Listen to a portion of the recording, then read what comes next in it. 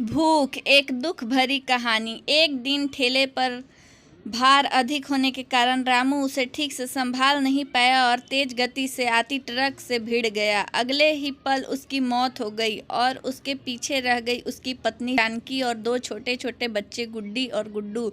एक तरफ रामू का अंतिम संस्कार किया जा रहा था और दूसरी तरफ उसके बच्चे बिलख रहे थे। नहीं इसलिए नहीं कि पापा मर गए, वे तो भूख से बिलख रहे थे। उन्होंने कई दिनों से पेट भर खाना नहीं खाया था और आज तो मुंह में एक निवाला भी नहीं गया था, सो भूख से रोए जा रहे थे। माँ माँ कुछ खाने दो न माँ, बड़ी भूख लगी है माँ, कुछ दो न।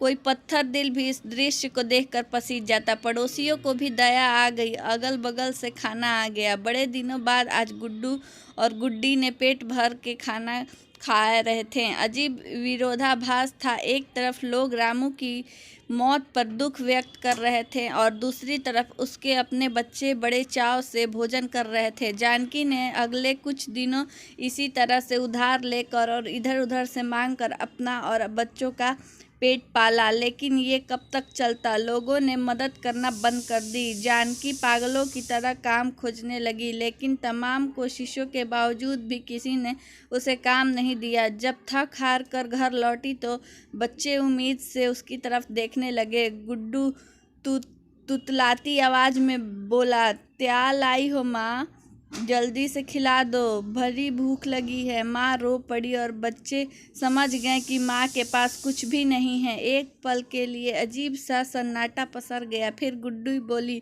माँ ये गुड्डू कब मरेगा, पागल हो गई है, ऐसा क्यों बोल रही है। माँ ने डांटते हुए बोला, माँ जब पापा मरे थे तो उस दिन हम लोगों को पेट भर खाना मिला था। गुड्डू मरेगा तो फिर खाना आएगा ना।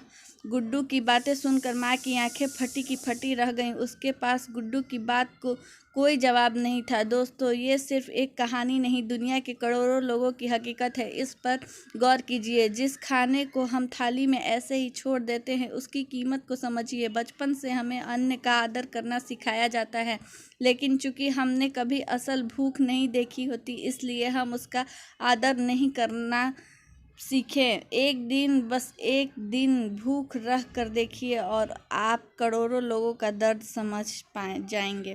यह कहानी आपको कैसी लगी कमेंट में ज़रूर बताइए और अगर आपको अच्छी लगी तो प्लीज़ चैनल को लाइक सब्सक्राइब कर दीजिए। स्टोरी देखने के लिए